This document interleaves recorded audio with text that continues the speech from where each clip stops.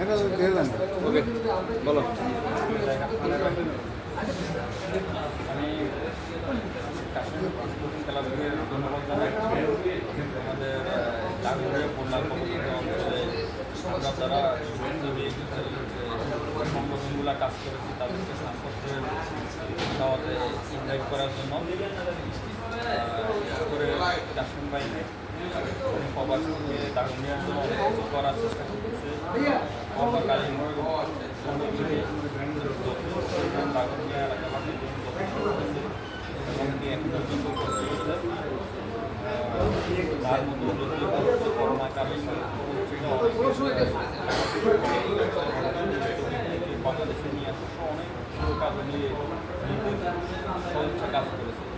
এর মধ্যে বর্তমানে চলাকালীন যে বন্যা কবলিত মানবিক কাজগুলো অনেকগুলো কাজ হচ্ছে। তার মধ্যে ছোটোখাটো আমরা যারা সংগঠনগুলো রয়েছি আমরা কীভাবে কী কাজ করেছি তার সামান্য উন্নতি এমনকি ভবিষ্যতে যাতে আমরা ভালো কাজ করতে পারি